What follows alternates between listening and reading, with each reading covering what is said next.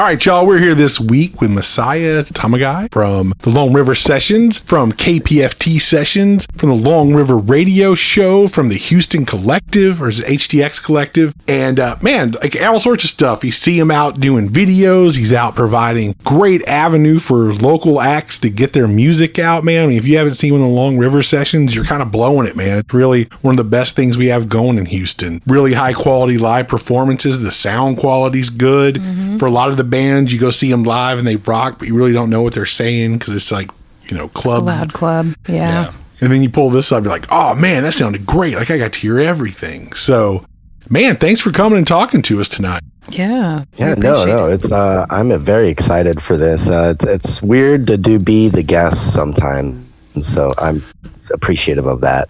That is true. You're normally the one asking the questions and telling people, like, be here, say this, Yeah. So now I'm like, chill. I don't have to prep. I can be stupid or whatever. Yeah, exactly. That's what we're here for. Be stupid. Be silly. Be as dumb as you want. Be a fuck up. I'll try and sound smart. That's the important thing, just try to sound smart. Or maybe it does. Maybe if you just talk a lot and sound stupid, that works out best. Just depends on the audience, buddy. It's gotten you pretty far, babe.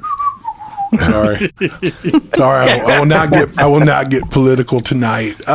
Anyways, man, so I'm actually fired up to talk to you because, like I said, we've been watching your stuff for a while. And like I was going to tell you once I got on, a funny story before we get going is first time we played with Shame on Me last August, like about a year ago. Yeah.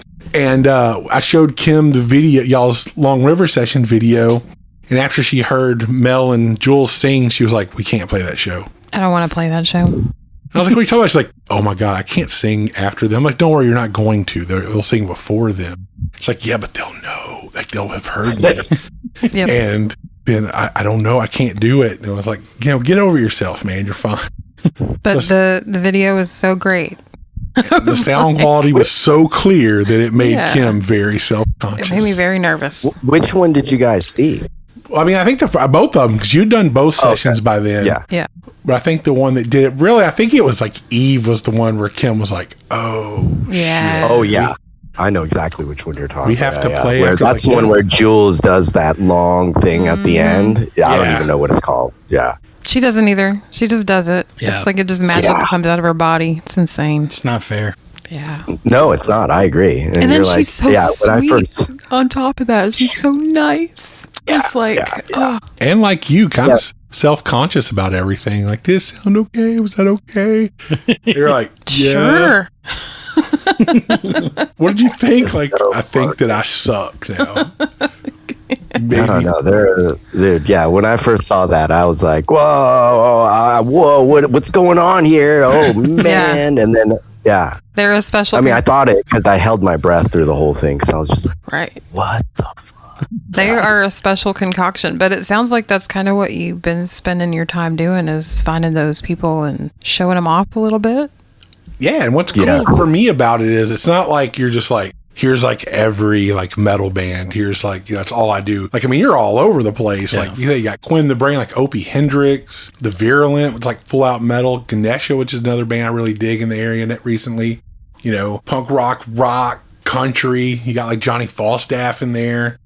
You got all sorts of crazy stuff, man. No. I mean, we definitely try to showcase not just one genre, because it's not just one genre in Houston. There's all kinds. And so recently I've been trying to go more into like the country aspect of it, just because that's huge out here. And living in Texas, I started to get used to country music, and then I'm starting to hear what Texas country is versus Tennessee country, I guess. So it's like, okay, they do have like their own little flavor here. So I'm trying to find more of that. I'm trying to break into, I think it's called the horny talk. Mm-hmm. Yeah, the dude's over. Yeah, that's we talked to Chris Barnes. Yeah, that does the bass player for that plays out there with over at the Chris Seymour. Yeah, Chris Seymour. God, and the Western cosplay. Yeah, that is still the best band name, the Western cosplay. It's like it's so great. Yeah, no, I think I've been talking with Amber Digby. Yeah, I think that's her. Yeah, okay. Yeah, but I know she's busy, so I'm like, all right, well, I won't try and push that too often. So I'm like, here's the link. I'm here whenever you need me. Yeah. No, that's a good thing to pursue. That's a and they've done cool sound. they're kind of like the goal for people, man. Like you just start doing this thing every Tuesday. We're gonna show up and we're gonna play, and it may be like one person the first time, and it's grown into like a full out event. Yeah. I mean, they've even expanded it into other venues where it's like, okay, these people are playing here on Wednesdays. For a while there, they were doing 2 a week. Yeah, they were doing the one over at Dan Electro's too. I was going to say the one at Dan Electro's. Yeah. No. I mean, I wish some of these shows would be more during the day, because as soon as the sun goes down, so do my eyelids. So Right. it's like, Right. So you're getting old like the rest of us. Well, yeah. It's where I always go back to, I was listening to Under the Black Sun, the thing on like LA punk and stuff, and I love that Mike Watt was talking about that. Like the Minutemen always push to play like working person shows. It's like we want our shows to be at like 7-8 p.m. and over. Yeah. So working people could come listen to our music. That's who we were singing for. And I was like, hell yeah, man. We need more bands. I didn't know that was even a thing. Oh, yeah. Yeah, dude, have more people do stuff, because it's, have more reasonable hour shows. Well, we honestly thought that during the pandemic that might actually become a thing, because people were, pushing for earlier shows so they could get home to be with their family. Yep. And, make dinner for their kids or whatever. And, that just kind of went away. I know, dude. Yeah, that's unfortunate, because I would love to go out more and support, but yeah, I'm a sleepy bitch. Well, yeah, dude, like when you have a Wednesday night show and it doesn't start till 9 o'clock, that means if there's 3 people on the bill, you're looking at a midnight end time if you're lucky. Yeah. And I was like, I guess I got a function tomorrow. Like, I got an adult and shit. Oh, there's shows I see that are like, like Wednesday night, they're like 5 bands playing at like Trip 6, and it starts at 9, like doors at 8, show at 9. It's like, I'm not gonna make it to that 5th band. I hope they're good. I hope someone stays. I mean, Sam doesn't roll out of bed till 7:45, but I know you get up early. Yeah, I'm 5:15. Yeah. So I'm still at work by 8. Yeah, but like 7:40.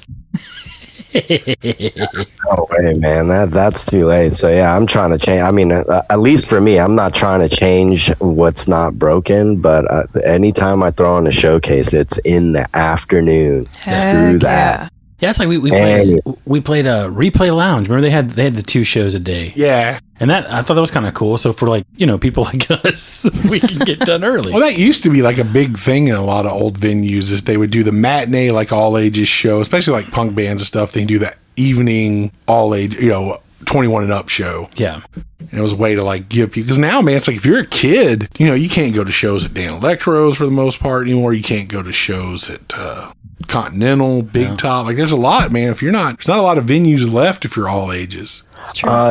Just Bohemios, right? I think 1810 allows all ages, and you just get the big giant X on your Yeah, I think arm. that's probably the only 2 that come to mind. Yeah, I mean, maybe I don't know if like what Trip 6 or the Inn does now. I don't know.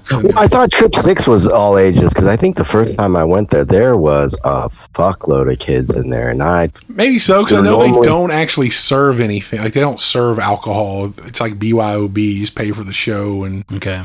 Yes, that's the problem. Texas has those weird liquor laws, because like at Ronnie's, it's a dive bar, but you can take kids there until a certain time. Yeah, that's a lot, and a lot of it is insurance based. Oddly enough, because I remember that's when Scott was over at Dan Electro's. He's like, we couldn't afford the all ages, basally insurance. Oh, they must have it now. Well, I mean, that makes sense too. So he's like, he goes, it was like a lot more money per year on insurance if you allowed like 21, under 21, especially if you serve alcohol. Yeah. So a lot of people are like, man, I ain't trying to pay all that. Yeah, it's like, let's just make money on booze and stay out till 2:00 in the morning. I'm like, I don't want to. Yeah. Did you know that you could start drinking at 3 p.m.? It can be done. Right. You can be done by 8 o'clock. It is totally possible. Yeah. Well, I mean, we even play those shows, and it's almost 100% of the time. Even if the last band's badass, it's always empty by the time they're done. Yeah. Yep. So it's not like that's it even serves unfortunate. that band. It's like if you're the last band on a show that ends at 1 a.m., No one you're sees playing to like maybe half the audience when you start, and maybe 10% by the end. But that's the whole like joke of the thing is like when you start out in a band, you're like, oh, we're just the opening band. One day we'll headline. And what you don't realize is headlining sucks. Like, Yeah, when did that turn into a thing? yeah, It's like, unless you're playing like a Cynthia Woods Mitchell Pavilion, arenas where it has and an stuff. 11 o'clock shutoff time, Right. it sucks to be the headliner because you are looking at a midnight start time if you're lucky. Because I remember playing some bars and they wanted us to play until almost 1:30. And I was like, what the hell are we playing to at that point? You know, the drunk dude trying to get laid? Like, come on, No, man. everybody's outside smoking. I'm ruining his game right now. Yeah. I had an argument with the promoter about that one time. And I said, we're just an impediment from these people fucking. Yeah. And he was just like taken aback. And I'm like, that's really how they look at us. Like, we're loud. We're trying to like talk to each other. All these drunk people are trying to just hook up for the night. And it's like, we can't talk because they're too loud. So put the jukebox on for that last hour and a half. We're cock blocking these guys. Let people hook up with randos and just be nice. It's dude. the American dream, okay? Yeah, it totally is. So let's bring that statistic number back up again. Exactly, man. See, we STD numbers are getting too low. We got to fix that. We're trying to fix America's problems here on this podcast. God damn it. But for real. Hell yeah. But anyway, so I guess an important thing is, man, for you to devote so much time as not a musician, to devote so much time to all this. I mean, were you a kid who went to a lot of shows? Were you like really like as a music fanatic growing up, or is this something you come to later through like media production or? No, well, I've always been a music junkie, but I didn't shoot as much live music out in California where I'm from. I was actually more of like a documentary filmmaker out there. And then, so when I got here, I just so happened to land in a group of people that were all musicians, but that wasn't even a thought in my mind until the pandemic. And so, everybody, all my friends were, musicians, and they're like, oh man, we miss playing shows, da, da, da. And then I was like, well, I can shoot you here at my house. So at the time, what I was shooting was, we had a big area for music. My old roommate at the time had a drum set. He had some mic set up, and then friends would just come over and jam. And so I would film jam sessions, not necessarily songs or anything. And I thought that was cool to show behind the scenes of musicians. But out of all the jam sessions I shot, I'd say about 2 minutes were good. Because they're jamming, they're figuring shit out. Right. Yeah. And then so I talked to Tom, who was the audio guy at the time, and we started talking. And I was like, "Shit, man, let's just go there," because he converted his whole house into a studio. Oh wow! And then he knew all the not that I didn't know actual bands, but he had more contacts than I did. And then I don't know if you've ever seen our first actual session, which was Tom Fody, older guy from New Jersey. He was our guinea pig, and that turned out great. And then we had our first season after that, and then we moved into the living room, and it's been in the living room ever since then. And then now I'm at CCN, Community Cultivation Network in the east downtown. I don't know. Yeah, it's on Lawndale, up the street from the end. Okay, cool. Okay, cool. Yeah, that's right on. Yeah, because I see him pop up quite a bit. And he person he did the first of the. I know he sent us the test for the KPFT sessions. He was the one. Yeah. So so eventually we wanted to do it at the radio station because Tom's wife wanted her house back. Makes sense. We totally took apart the entire living room and turned it into a living room stage. But that didn't go through because some politics or whatever, or fucking insurance, was a thing at KPFT. So the KPFT sessions was like a year wait. And I was just about to give up and actually start hitting up other radio stations. And all of a sudden they give me a call. And then, and now we're doing that. I think I got about 4 or 5 sessions in the bag. So now what I'm waiting for is a fucking time slot. Right. Yeah, but everything is all in place and it's ready to go. They just need to figure out where to put me and then eventually put me on FM. Dude, that is exciting. Yeah, no, it's super exciting. And so I had to change the whole format around. So as you like the Long River sessions you guys see now, there's no interview in between. Yeah. So now I have to change that up, and then because it's a nonprofit, and if I use Long River in the name, weird shit happens. So that's where the Houston Collective comes in. Okay. So it's a mashup between KPFT Sessions, which is now exclusive to solo and duo acoustic sets. And then Long River is the full band. What do you call it? Is it called electric sets? Yeah, I would say like just full band sets. Yeah, we call it acoustic and full band. Mm-hmm. Yeah, full band. Okay, that's okay. I'm glad I don't sound that stupid, because I was like, what is it just called full band? Is it? Yep. It's a full band. Okay. Yeah, with amplified sets. But yeah. Right. So now, those two. So the first half is the KPFT acoustic, and then Long River, and then I interview in between songs. I'm awful at interviewing, I will say that. And so now my pitch when I start putting promotion out is, come grow with me, because I'm awful at interviewing, and see me grow into this radio DJ. There you go. I mean, I just want to tell you it gets better, because I didn't know what we were doing at first either. And it's gotten a little easier. Yeah, Sam just had an idea and was like, hey, you guys, we're going to do a podcast. Yeah, I mean, everyone started. I mean, when I was a kid, like we started out, me and a friend of mine started like a web zine. Like we started out like the punk fanzine. Then we were both like computer nerd kids. And I was like, I'm going to school for journalism. I'll learn. I remember my first interview I ever did was with No Use for a Name. And they were like, you don't know what you're doing, do you? And I was like, no. Like, all right, dude, here's what you're going to want to ask first. And they were like running through like good questions to ask them. And I was like, oh, okay. So what about this? That's awesome. And they did, because they were just like, dude, we do interviews all day, every day, dude. Let's just run through, here's how we're going to do this. And here's a few things no one's ever asked us we'd like to answer. And it was like, it wasn't like, pandering stuff like, hey, why do you do this? And so it was really cool. So, man, it always starts out rough, and then you get to where, it gets a lot easier. Plus, recording them ahead of time, you can edit. That's a huge thing. Very true. Yes, but man, that takes a time and a half, and all volunteer, because KPFT is all volunteer. Yeah. So I'm trying to, but at the same time, I am maybe unfortunately not afraid to look stupid. No, that's good though. That's good. That's why we're in music. Wait till you see the first one. Oh my God, I cringe. I love what Tom sings about, but man, I'm just like, my best friend Tom Fote. I was like, oh God damn.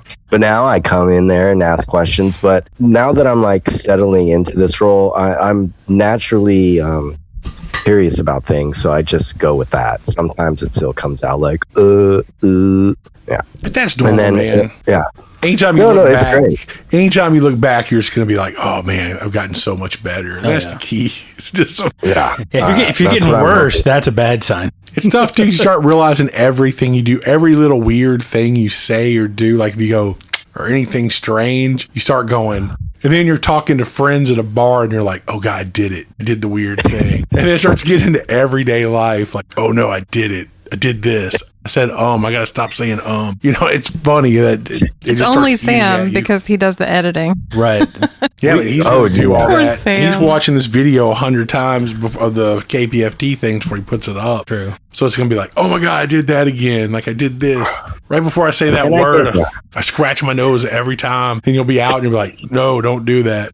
Yeah, well, I get obsessive when it gets into editing. I'm kind of, like become a perfectionist, but I'm trying to learn to be like, just let it go, dude. It's all right. You got to make 1 million of these for the rest of your life now. It's okay. Right. I was like, oh, I hope so. Yeah. It's an ongoing battle in my head every day of everything that I do. But I hope I hide it well and I look like I know what I'm doing.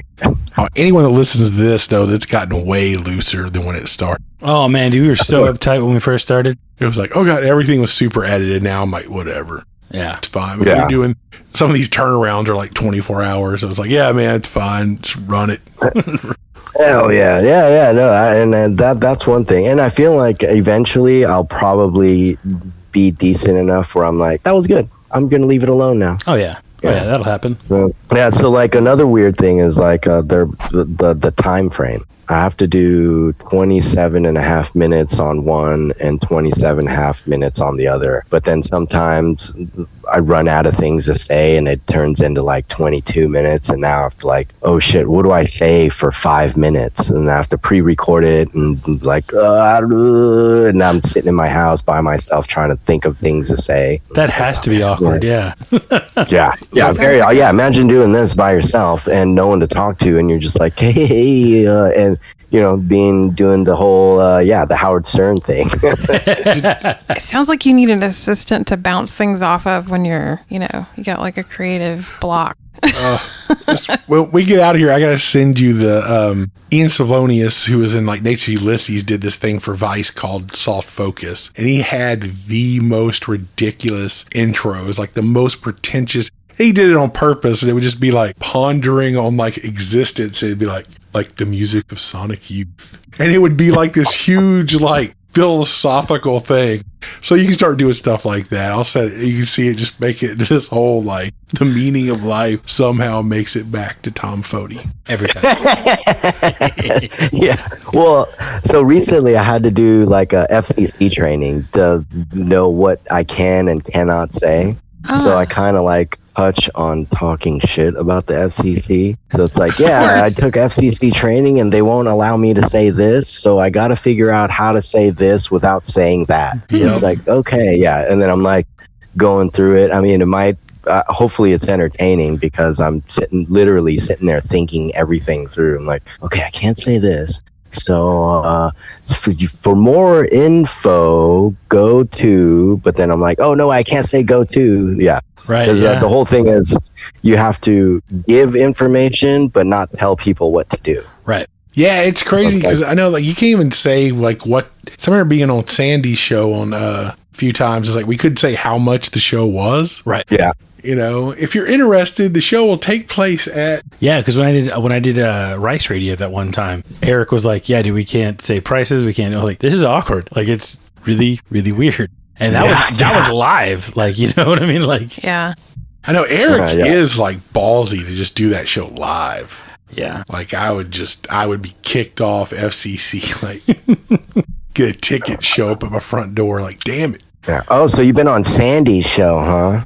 Yeah, like 150 years ago, man. Oh, Sandy's bud. He used to always be weird too, doing all this weird folky stuff. Like after, like we just did like a 15-minute, Grateful Dead song, and now it's like me, and I was like, hey, this is a 3.5 minute with no leads whatsoever. But now Sandy's a good dude, man. Oh, I'm glad. He's a very interesting guy for sure. He's high energy, but yeah, man, we were like, he should kind of trip me out because it's like, oh, dude, he does, the Grateful Dead show thing, like, the jam band show. He's going to be real chill. And I was like, all right, guys, here's what we're doing. Here's how we're doing it. Blah, blah, blah. It's like, okay, cool, man. Thanks. Yeah. Well, I'm glad he was nice to you guys. I mean, not that he wasn't nice to me. He's just very interesting to deal with. I can only imagine on the business side of things. Yeah. Yeah. If any of that's like, we can always edit it out in post.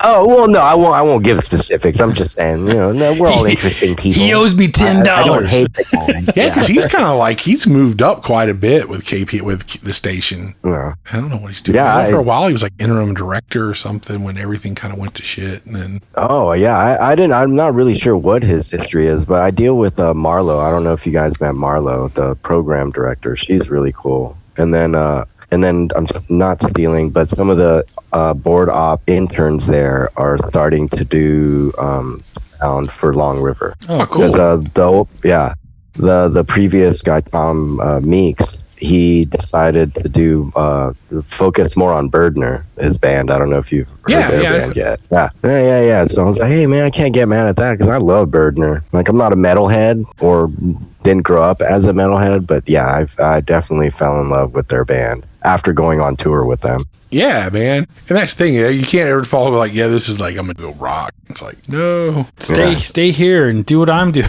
right? Yeah. No, it was very sad when he was like, yeah, man, I'm going to just give you the whole thing. But now I'm like running it a little different. I'm still a little picky about who I pick, but they're all still amazing talent, and trying to test out audio engineers here and there has been one of the most interesting tasks ever.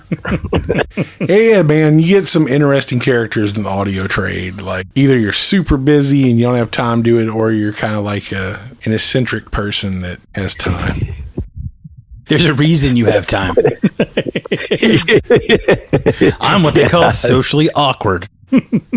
Well, so I've been bombarding the messages to Jessica from the end, and she's gonna start doing guest audio engineering for me. So at this point, my video team and myself are pretty solid. So now, in addition to featuring bands and solo and duo acoustic sets on KPFT, I'm also going to feature sound engineers and eventually bring on photographers. So it's like literally a Houston collective of everyone, and I'll shout everyone's name out, put them in the description and all that. Oh, wow. See, and that's huge too, man, because I'm sure you're like us too. You go through and you see all these concerts, all these tour announcements, and like 9.5 times out of 10, it's like not coming to Houston. Yeah. What's that? What's up with that? Do you guys know? And from what I know from friends who have been in like mid-tier bands, a lot of times since New Orleans, they still haven't recovered from Katrina. Like there's still not a lot of venues in New Orleans. So like unless we're going to New Orleans, we don't go through Houston because venues don't pay well in Houston. It's always a tough town to draw in because it's so spread out. Yeah.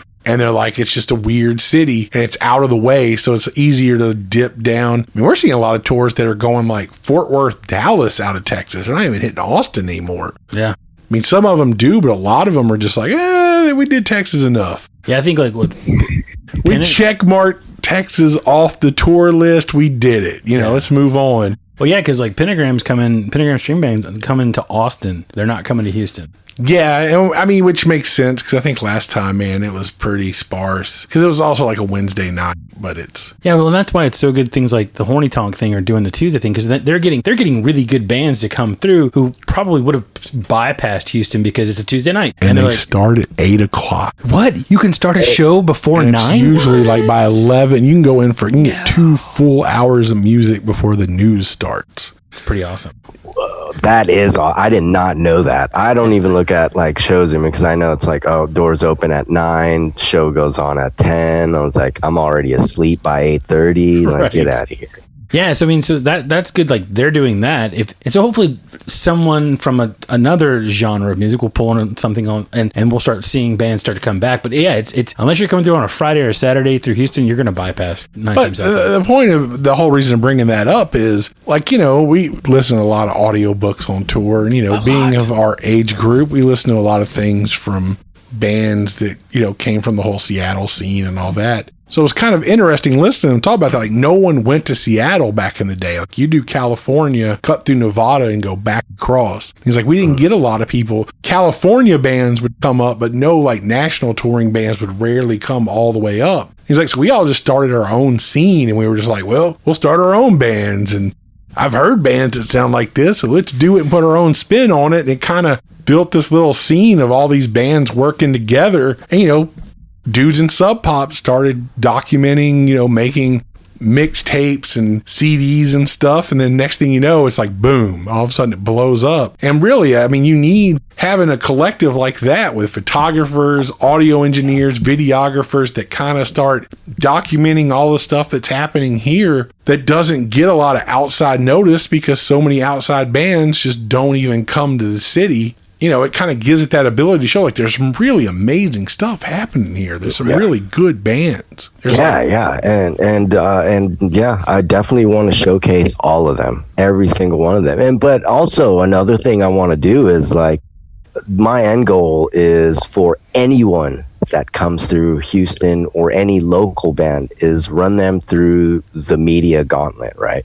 So it's like, let's say I get a new band. It's like, all right, Long River. Okay, you have an acoustic set, go to KPFT. Okay, you want to do an interview, go to Music in the Minor League. Okay, You're done with that, go hit up Jesse. Okay, you want to do something else, go over here and then put on a show, or you know what I mean? So it's like, I want all of us to get hit with one band. And so if one person gets a band, everyone gets the band. And like, will that oversaturate the internet with it? Maybe, but we need to oversaturate it so that the rest of the world can see what's happening. Right. And that's our thing too. You know, someone looks up now. That's why we started doing this. So, you know, we've already talked about like Shame on Me, and y'all have done Quinn the Brain, and a few other bands that we've interviewed. And then y'all have got Long River Sessions. And then people like Jesse and them have done with Vinyl Voices. Yep. Yeah. And it's like, so here's a band from Houston that suddenly goes from like no sort of media presence to like, all right, we've appeared on this podcast, this radio show, and we've done a video show. And it's like, cool. So when they start hitting up new venues outside of Houston or elsewhere, it's like, oh, wow, well, they're doing stuff where they're from. Right.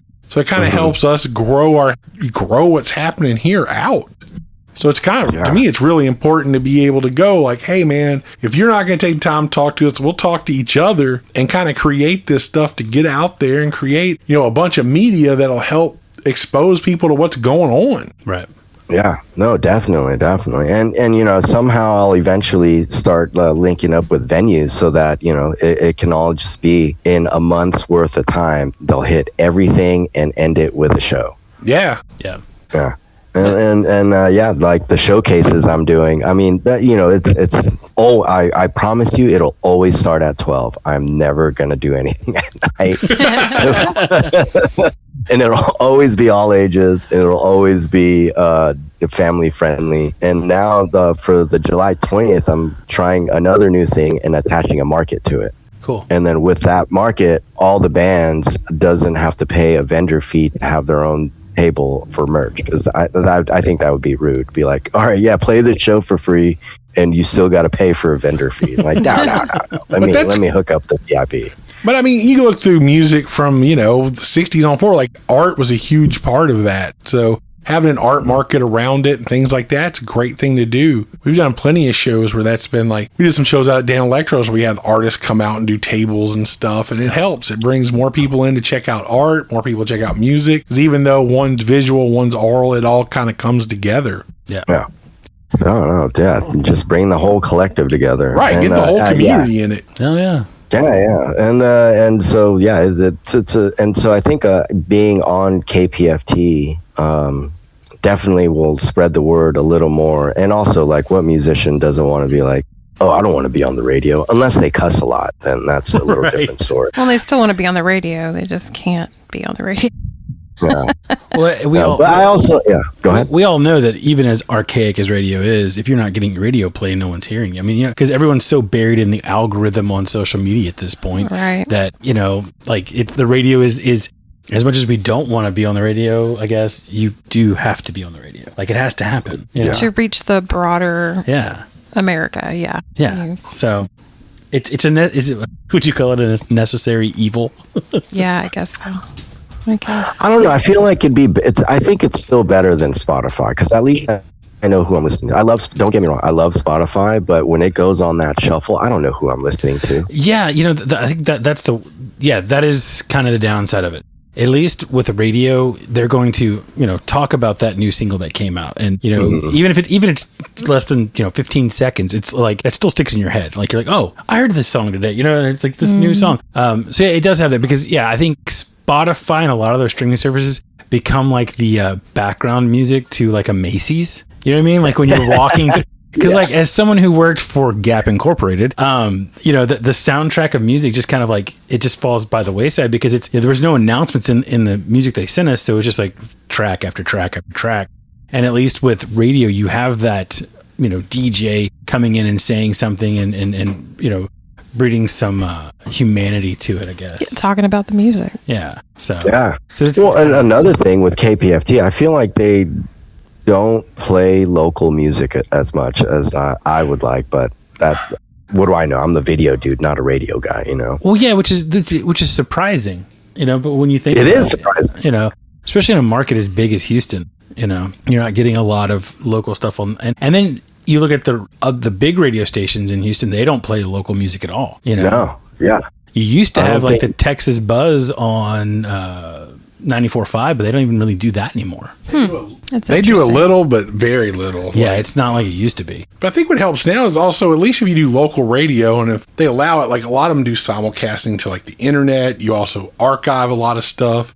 Mm-hmm. So I think most of these shows, I mean, I guess what you're doing, DJ, 'cause I mean, if you're doing like some of the KPFT shows where you're running actual songs, like we're doing a song that's like from major label artist insert, or even mid-tier artists, you have to pay royalties and stuff like that. So it makes it hard. But like with what you're doing with locals and everything, you'd be able to like, oh, we can put this on YouTube or whatever. Right. Yeah. So that helps, because then it gives it all the way around. And plus it gets people to go like, man, maybe I should listen to this radio show when it's on, because I don't want to wait an extra week or two till it's available on YouTube. I want to hear it when it happens. True. Yeah.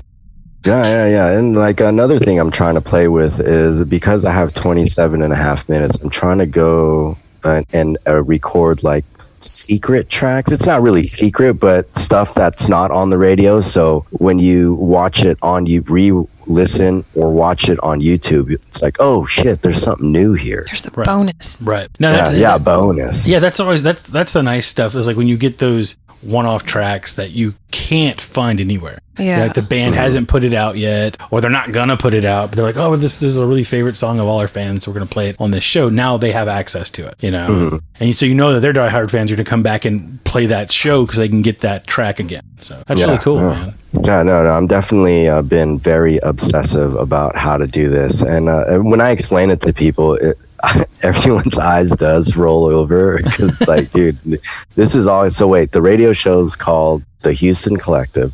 Yes, but you're talking about KPFT Sessions and then Long River Sessions, and then you're bringing in artists and also call that the KPFT set or the Houston Collective, because I'm also interviewing painters, writers. Yesterday I interviewed Angel from Beholder. Okay. Yeah, he's also a sound engineer at Sugar Hill Recording Studios. Okay. Oh, right on. Oh yeah. Yeah. So then I'm like, so there's always going to be at least one half that's music, and then the other half will either be Long River Sessions or an interview with a local painter or an audio engineer or a photographer. Or so if when Jessica does audio engineering, I'll have her on as an interview so we can talk about her journey and all that. So it's like everyone's going to get a piece of this pie. That's good, man. And that now I'm here, and then, I'll definitely shout you out if I get in trouble. Oh, well, but, yeah.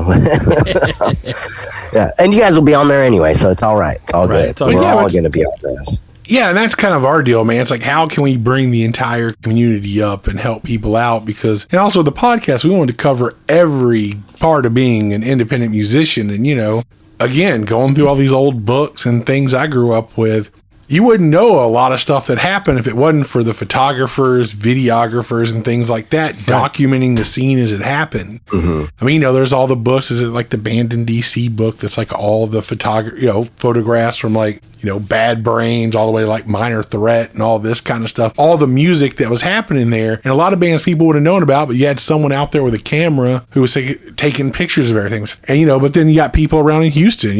What was the one? Oh, what was the documentary out here in Houston? Oh, I didn't know there was one out here. Yeah, let me see. Houston music. Get on the Googles. When We Ruled H-Town. Oh, yeah. Yes. All right, I'm Googling it. Or I'm looking on the internet for But again, that was a cool time. What was it called? When we Ruled H-Town, which was a great time, because that was when I was a kid, man, just stumbling into Fitzgerald's, and you had bands like 30 Foot Fall and Bickley and all these other bands. Oh, yeah. And then they kind of covered that like a little bit before that too, like even before we got involved in there. But I know they did like Monster Soup, and all sorts of different people were involved. So it was really cool that people found all this old video and photo footage, and they were able to actually create a documentary off of the stuff that people had. I mean, even as a kid, if you look through my YouTube channel, I have a lot of old shows I shot when I was younger, just because, I don't know, I was going to school. I was going to school for journalism, and my mom gave me her video camera that was acting weird, and I was able to kind of fix it a little bit till it ran, and I would go and just record a lot of the shows I went to and just trade bootlegs online and stuff like that. Hell yeah, no, man. I love shooting shows, and it's a lot of work, but man, it feels good seeing the band on stage coming up. Like, man, that's awesome. Blah, blah, blah. Like, thanks. Where can we see this? We'll share it. And I was like, yeah, dude, you can even have the file. I don't even care. Just show it off. You don't even have to tell anyone who shot it. Just get your shit out there, dude. Right. That's normally what I do. Like, I did photography for many, many years. So I was always like, I got into, actually threw down for the money for like a mirrorless Canon, like not R50, like a cheaper one.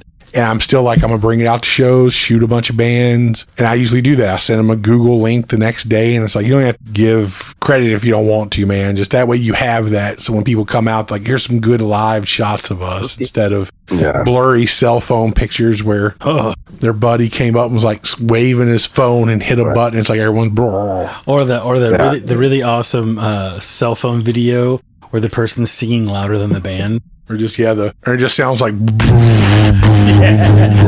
it's like, oh man, that's what they sound like live. I'm going to book that band. Yeah, that's not a good representation. Come on now. Please. But no, I saw, I saw a post from, oh man, I can't remember her name. But she's a DJ on 94.5 The Buzz. And, she had said something super dope that says, main reason why locals don't go to local shows is because they don't know what these bands sound like. Yeah. I was like, I want to change that, and I'm going to. Yeah. And it's like, oh man, well, but that's also unfortunate. And another thing is, like, if you're not in the local music scene, I feel like most Houstonians don't even know what music is in Houston. Yeah. I agree. Yeah, well, like, that's another weird thing to me. Like, growing up in Oakland, we all knew who Mac Dre was. We all know who Too Short is, E40. Like, we all the locals listen to local people. And it's like, here it's a little, I understand it's like, what, the third biggest city in the country right now, but jeez Louise. I think that's part of it is we are such a spread out metropolis. I mean, we really are. But I think also we don't have a lot of coverage of shows. We used to have, what was it, David Garrick used to do his picks, and that was what a lot of people used. And that guy, like, he'd list all these shows that, and I don't understand how he did it, but he would show up at those shows. Like, you would see him, he'd at least catch a song or two from the bands and stuff like that, and he'd be on to the next one. And when he left, no one kind of filled that void. And so you don't have like a centralized source that's saying, hey, this new band's going to be playing their first show here. You should really check them out. We don't have that. You used to have, like, what was it?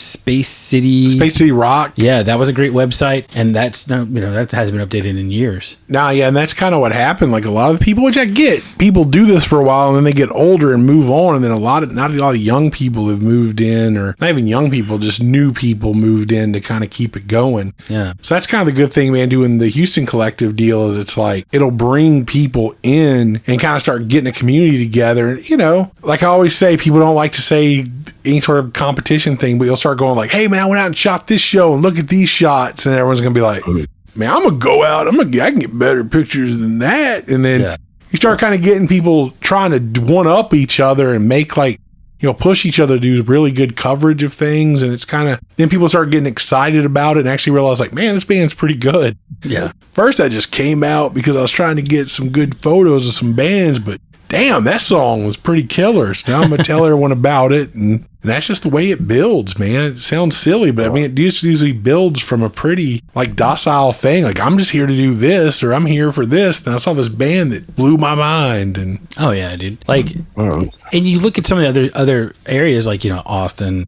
Dallas, that's the thing they have is they have some centralized source of information for what's going on in their area. And so I think you're on the right track with this, because that can easily become a resource that people look to. Hey, what's the Houston Collective got going on? What are they saying? That's what you want. And when you become that kind of resource, man, like, it eventually just takes care of itself and just grows on its own. Yeah, no, I mean, eventually that's what I wanted to do. So it's like I can go and do more stuff, and if this the Facebook group that I made, it will hopefully eventually will just do the work itself. Right. Because eventually I'm only letting people that's been on the show post on there, so it doesn't get flooded too much. Yeah. So it's like, okay, yeah, because sometimes it gets kind of crazy with spam. Well, do you remember like in like the right after Facebook became public? Because for all you young kids, Facebook wasn't always for everybody. You used to have to be in college to be on Facebook, and then they opened it up, and so like it was great because you could get in touch with people. But where it got messed up is bands started doing this thing where they tagged everyone in their posts. Oh my God, that drives me insane. That ruined it. When that was allowed to happen, that turned a lot of people off to bands and like following bands. Like, I don't want to be tagged in this shit. You know? Get named and all that. Plus, anyone you knew was in a band who was like, I'm going to tag 99 people on this post. Like, dude, I'm not coming to your show anymore. Right, I was going to show up, but now I'm out of spite. I'm not showing up. It is a weird, like, happy medium, right? Like, what's enough and what's not enough. And truth be told, Sam's had to be careful about what he posts on the Brightwire page because my mother-in-law follows and creates problems at my house. What do you post? Nothing. It's just like, do you realize he's going to be out on the road with them again? It's just like I don't tell my wife I'm going to be gone for 12 days. Like I talked to her before I ever committed to the show. That is what I love. Like, do you know that this is happening? Like, no. So I have to keep being like, and your post is deleted. She's been better this last tour. She was like, look, that looks fun. Right. She knows when I trying to start beef, I get deleted. So wait, when did you guys get back? We've been back about 2 weeks. 2 weeks now, yeah, man. 2 weeks, yeah. I know you guys were out on the road for what seems like forever. Yeah, it was a couple weeks, and then and that went good, man. Like it's again, we go out there and I make sure when I'm on the road, I wore my Shame on Me shirt. I wore my cactus flower shirt. I'm out trying to support people. So when people come up, like, that's a cool shirt. It is, and you should check out this band. Right? Yeah. Now that I'm like filming for the radio, I try and wear a local band shirt, and I don't even care if I'm wearing like the same Shame on Me shirt for 3 episodes. Like they'll be like, you know what? He wore that shirt last week. He must really. Who is that? Yeah, I need to check him out. And I brought a bunch of shirts, and then it kept being like, I didn't put any food on this yesterday. I'm just gonna sweat again tonight. It's good. Pull it back on. Here we go. Whatever. It's like putting on a cold, wet swimsuit. Yeah, throw some Axe body spray. Be all right. Hell yeah, exactly. It's all good. We got the Febreze we bring for the hotel bathroom. Spray my shirt down. There you go. As long as there's no like salt stains, because sometimes I get that if I wear like a black shirt, and it's like, oh, what is this? Like, that's. I've been on tour with those dudes where it's like the salt rings. There's like, it looks like a tree. There's like multiple salt rings. It's how many years old is this t-shirt? Like, hey man, there's a laundromat right there. We can just stop, anytime. Put your clothes. We used to love, there was this, beside the point, but on tour, there was this venue called the Acoustic Coffee House in Johnson City that we used to always try to put in the middle of any East Coast run we did because they had a laundromat attached. Oh, shit. So you could literally throw your clothes in to wash, play your set, run over, put them in the dryer, watch the band after you, and then fold them as soon as the show was over, and you're good to go. Dude, that is kind of genius. Yeah. Especially for touring bands. Oh, my God. Yeah. There is nothing better than like getting halfway through a tour and realizing, oh, dude, it's laundry day. Oh, hell yeah. Clean underwear here. It's right there. Yeah. Oh my God, that'd be awesome. Jeez. So all right. So I'm starting to throw on shows. Is there a particular thing musicians and bands look for in a venue to be like, hell yeah, this is what I want? That's a good question. Decent sound. Yeah. Just to make it like easy. I mean, that's really what it's weird to just show up with your shit and it pretty much takes care of itself. Yeah. We're weird. I don't know. Maybe we're weird though, because I know I'm always like I don't mind the places that are like, here's our crappy PA, run it yourself. Well, I know for a lot of people they prefer to have like, we got this. It's basically just keep your shows moving. Not to go into specifics, but like we were talking about before we got on. A lot of it's just like, as long as we don't have, it doesn't take like an hour between bands and everything kind of runs smooth and we're on top of it. Possibly start your shows a little earlier. Don't.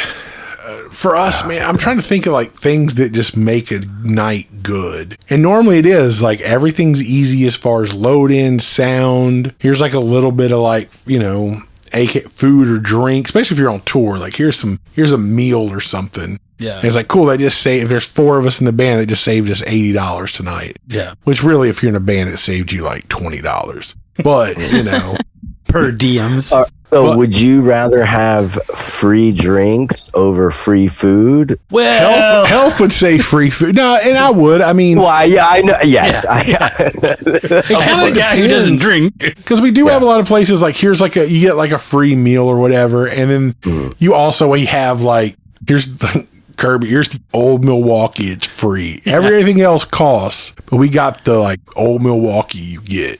And it's like, cool, or we have this that you get this little bit, but it does reach a point where it's like your payment is, you get like all of this beer you can drink. It's like, yeah, man, I'm not going to drink that much anymore. So, we found that out at Replay Lounge in Lawrence, Kansas. Right. It doesn't really pay off well to be like, y'all each get, this was the best, Replay Lounge, Lawrence, Kansas. We got 2 pitchers of PBR. And we're like, oh, per band? He's like, no, like per member. Each person got 2 pitchers of PBR. Good God. At like 4:00 in the afternoon. Awesome show, by the way. No, it was like, oh man, pitcher PBR, but draft PBR is not bad at all. And then it was like, draft PBR is not bad at all.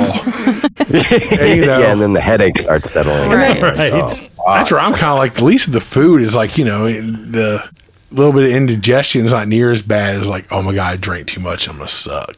Well, yeah, because usually, especially if you're touring, man, the next day you got to drive anyway. But even food and drink, man, the most important thing is I show up, I don't have to worry about my shit getting, probably the number one is your venue makes me feel like all of my shit's not going to get stolen.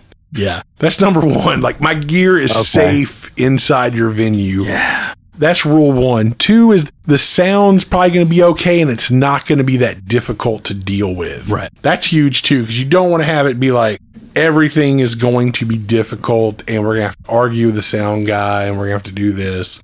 Yeah. And then, Well, what are the common things you guys or bands will argue with the sound guy? Like this, I think this is awesome because I've never put together shows, so I'm like learning what's offensive to ask, what's not offensive, what's a fair trade. Because currently, I can't pay nobody nothing, right? Other than you get a badass video, and I think audio. That's that's a really good trade right there. A lot of it's being up front. Because, I mean, there are venues we play where it's like, we know we're playing here because it's this much money and it helps. But then, to go back to like Kirby's is like, dude, we are a dive bar that holds like 20 people and you get all the Old Milwaukee and like PBR that you can drink. And that's pretty much what we can do. And our staff walks around with a bucket to get you tips. Yeah. And you're like, oh, that's cool. Yeah. And we book music 7 nights a week, 365 days a year. Hell yeah. And it's like, cool, man. So instead of Monday just sitting at a hotel watching bad reruns, it's like I can at least go play and make like $40-$50.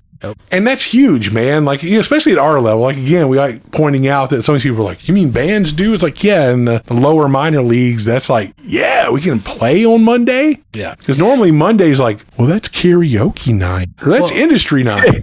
Well, and what's cool, like a place like Kirby's is there's going to be people there on a Monday night. As you cultivate an audience when you have music 7 nights a week. Yeah, it's awesome. Like, yeah, it's always a fun show, and so yeah, that makes it worth our time being there.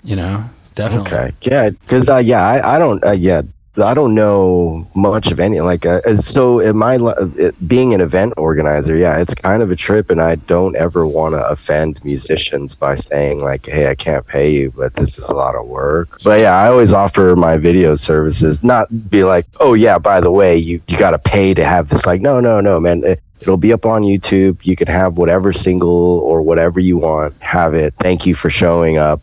But the staff walking around with tips, that's amazing. I didn't even think about that. And that's a huge help. I mean, that is something because you come off like, this band of bums showing up to ask us for money. But when the venue's like, hey, man, these dudes are on tour. These dudes are playing for y'all, man. Here's like, throw it in, pass the hat. I mean, they ain't they ain't uptight about doing that at a church. Right, Why can't we exactly. do that at the rock and roll show? You know, You notice at churches, they don't have the tip jar in the front of the church. So I'm just saying. Like, they pass they it walk around. And that's the thing. If you're getting into a free performance, you're having fun, dude, it's like pass it around. Dude, throw a few bucks in. Or here's like we're going to pass around the Venmo or Cash App. Just scan it with your phone and drop them a $5. Yeah. That's definitely what's gonna start happening, right? It's like it's not the tip jar anymore. It's like here's a barcode. Here's a QR code. Please scan it. Tip here. It is weird. It shows now. Like I'll feel like while we're playing, I'll feel like zzz, zzz, zzz, zzz, zzz. Yeah. And then when we get off stage, it's like, oh, dude, we got like a few $5 Venmo tips from people walking up to the merch table. It's like that meant we played good. I mean, they liked us. Yeah. I don't know. No. So what about like promotion and stuff like? Because I understand you're saying making it easy. Because I'm trying to get everything to a point where all you have to do is show up and drink free beer and eat free food. Sorry. Right, thank you. Yeah, but either way, yeah. I think the biggest thing is when it comes to promotion. I think we've had a few venues where we get to the venue and we're touring, and we get to the venue and there's no flyer. Like, and we send them, and we mail them. Yeah, yeah. Like, and you're like, cool. That means they're on the office floor in the trash can somewhere, and it's like that. No one even knows we're going to be here. Yeah, it needs to be like a symbiotic thing, because I think that's a lot of venues miss that, and I understand because we're the same way. Like, it sucks to have to run a business and also be your social media person, manager. And I say that as our social media manager. If you don't think about it, it doesn't get done. Everyone else is asleep in the hotel, and I'm like, oh, let me download these pictures and make our nightly. Tonight was great. Thanks. Like, insert town in South Dakota. This was sick, dude. Thank you. And which is always true. It's always, normally a good gig. If a gig's kind of quiet, it's like, dude, we played here tonight. It was cool. That's just like it was cool. We played here, and here are pictures of tonight's show. Tomorrow, we'll try again, and we'll be here. So I am bad about BTO, but it's that whole like, dude, we're posting all this stuff about the show. How about you post things about the show? Yeah. Let us know we're going to show up, and it's going to happen because you haven't posted it on your Facebook. You haven't posted it on your venue website. Nothing. Please let us show up. Sometimes we worry if we're going to actually play a show. Yeah. Right. And if there's we a few talk to the venues. venue. And it's like the hour before they're like, tonight, this is happening. It's like, cool, dude. So that's a big thing. So I think for promotion, especially at our level, it's like just, a week out to start being like, this is happening. This is happening. Market calendars. Yeah, no, that's excellent. Because I do have so at the studio, Community Cultivation Network, like there's like a marketing team, there's a behind the scenes social media team, and so I'm trying to utilize that more because I've worked solo for so long. It's like, oh wait, I can depend on people. Yeah, right. I can send them to do stuff. Right. And like they even host like media days where, like, let's say I throw on a show, we host the media day. Everyone from that band can go, we'll film all the fucking content for you, post it and promote it all at the same time. Oh wow. And so, yeah, literally all you have to do is just show up. Nice. And play a badass show. All the media is covered. And now I think I'm going to start live streaming sessions. But yeah, so I'm trying to set this whole thing up so that everyone gets coverage, everyone's happy, and everyone can join in on the fun and see everything that's going on.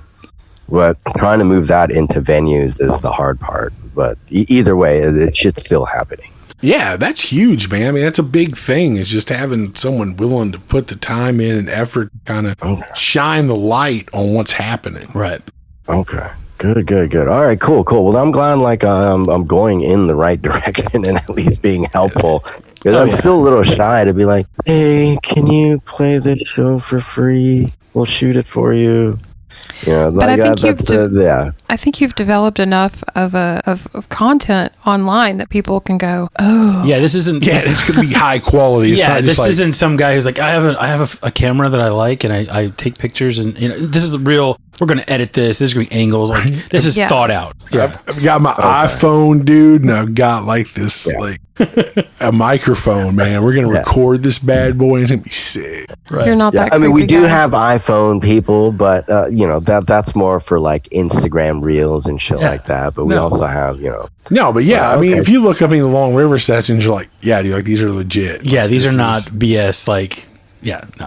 Well, I appreciate hearing that. I mean, because I do it so often, I just don't know. Like, I know what I like, It's but very like, high is quality. it? Very high I quality. mean, I grew up in the '90s and 2000s, like watching friends of ours on like public access shows, and it's like right on. Like that was interesting, and it's like, yeah, this puts any of that to shame. It's like this is like a real live, like people would have like paid to put on some of the performances like y'all recorded. I mean, as a band that's been, on Brian local radio TV stations, dude, it was sick. yeah, we know quality when we see it. Katie Appleby, what up? Thanks What for having up, us. Applebee?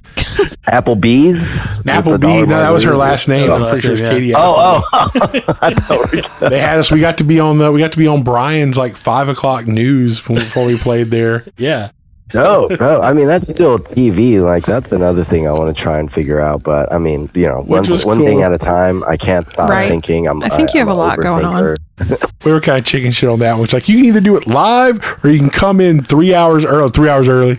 It's like we'll record it. I don't want to be on TV and be like, That sounds weird. Yeah. It was awesome. But I also, like, back in the day, I remember being on public access in Austin for Dave TV, like, way back in the day. And that was, I mean... I know, there used to be a lot of Houston ones, too. Yeah. Aren't you cool? I know, it was. But nothing's Calling weirder... yourself out like that. But nothing's weirder than playing on a TV show like that, and there's, like, no one there. And so you perform, and then it's like the song ends, it's like...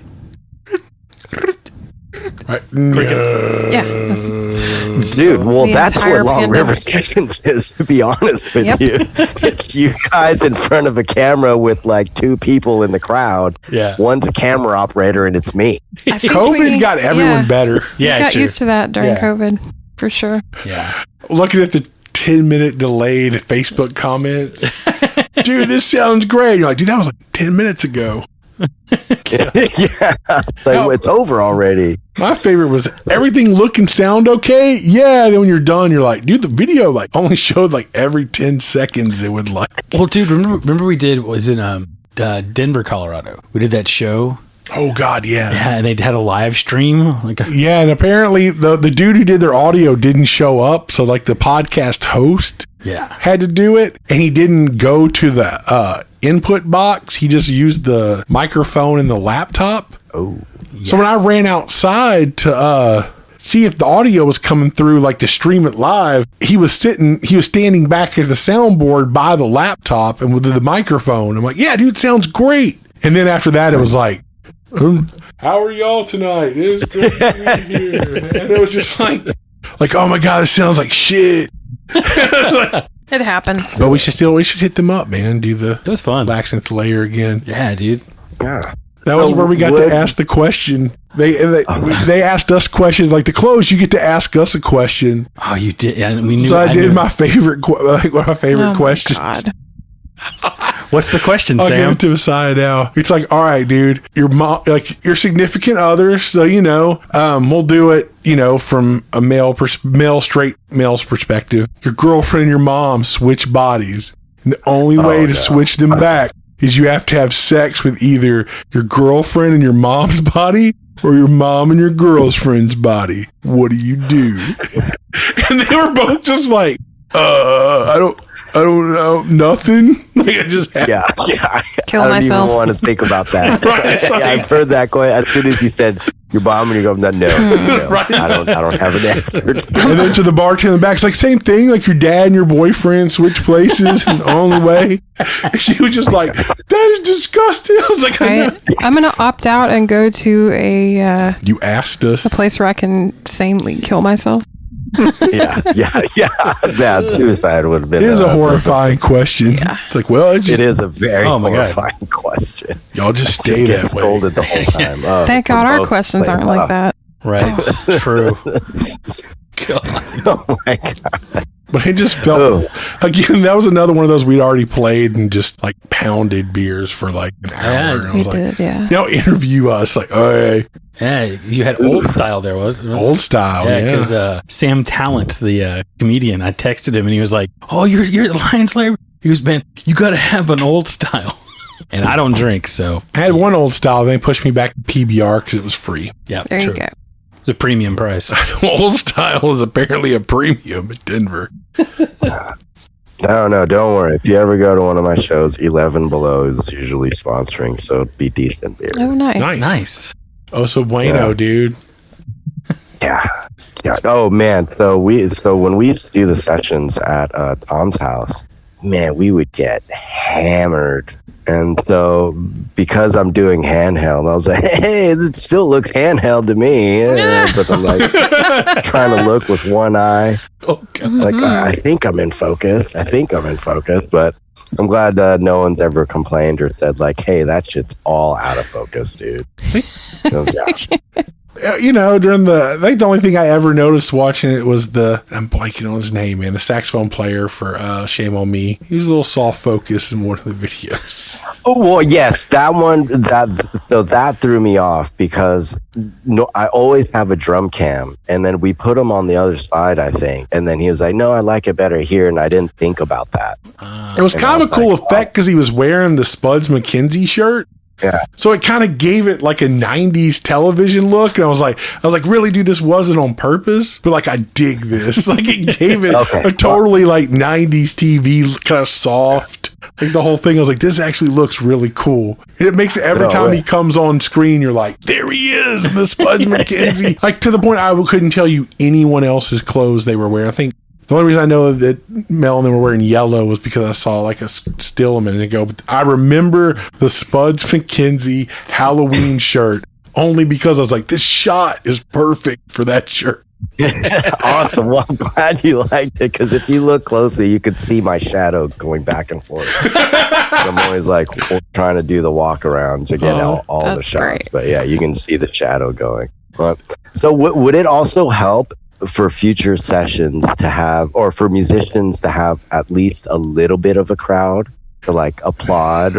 I mean, it's cool. I know there are people who do that with things like, oh, you can bring like, you know, like 10 people come in and they sit here to add like a little thing, but then it also adds there are people in the way depending on, I mean, if there's a place that's out of everyone's way, I mean, that could be cool. Yeah. But also you don't want to lose diminish the product or diminish the project to have people there, because there is like a few occasions where like they got stage fright because they're so used to, not stage fright, but it got weird because they're used to having a crowd and we're all like doing our thing and focused on like making sure all the shot and the sounds are right and no one's interacting when they're used to playing at bars and having a crowd interaction. Right. It makes you way more self-conscious. I mean, I remember doing I mean, anytime you're online, I mean, fuck, me and Ian were talking about that. We did the Blue Plate special thing in Knoxville. I mean, we were both like shaking. And I was like, dude, I haven't been this nervous in forever. Me, I was excited. He was freaking out. I'm like, man, I haven't been nervous in forever. It's like, it's like the first time again. Like, this is great. And he's just like, I'm fucking freaking out, man. Like, we're going to be live on the radio. It was like, Well, keep that in mind. So for you guys, please bring people. There is a crowd seating area. But then it becomes embarrassing when no one shows up. True. We told all our friends to come and they didn't show. I thought you said you could bring people, try. So it might be a thing that you might just want to ask when you book them. Just my 2 cents, just because I can see how if there are people like, focusing on you with a camera and there's nothing to distract yourself with, like looking at an audience or something like that, that might be a little true. That could be nerve-wracking. Yeah. I mean, like you said, some bands are used to having that crowd interaction and some it doesn't make a difference. Yeah. For us, I mean, we're pretty much either way. We've played with a bunch of people, no people, whatever. Yeah, we've played to nobody, a room full of dogs. Or a room full of other band. That's true, yeah. Those are always fun. That's true. Yeah, that's been like the code I've been trying to break a lot is like, what else can I do to make the band more comfortable and be able to perform at their best?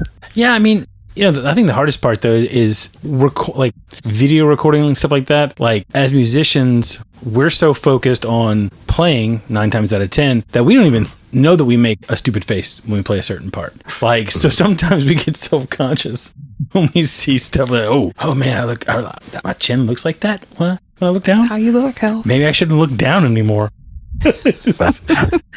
I have gotten a few of those, but I was like, dude, it looks good to me. But then, I always want to make everyone feel comfortable and all that. But it's you never know. You're like, man, damn, the camera does add like a couple 100 pounds apparently. And I always say, like, dude, these cameras are HD and we will see fucking everything. Right. So, but then I feel when I say that out loud, I'm like, damn, I think I just made everyone nervous. So about that soft focus, right? I know. How does that work? Can we request put the that? Cinematic filter on there, bro. Can we request that in advance? Can it look like a glamour shot still? We'll have to bring the makeup crew out, hide all of our boom issues. Can I wear a boa?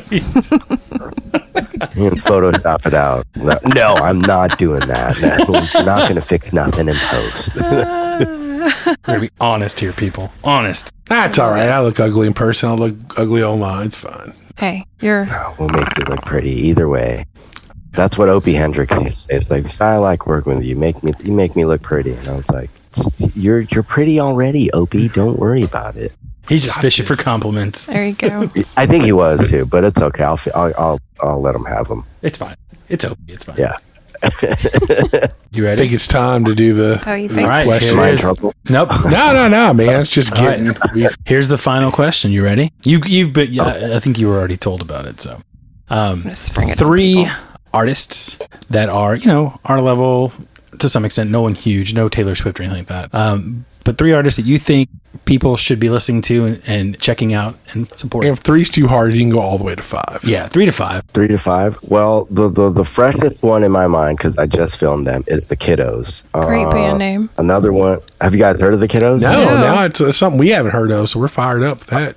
They're awesome. They're called an indie boy band, and it's like synthy, kind of like The Cure almost. The drums, they're awesome. I'll send you a sneak peek. Sweet. Don't tell nobody. The Amazing Bozo. Okay. Yeah, we know him. Yeah. Dope. Yeah, he's awesome. Emily Glazner.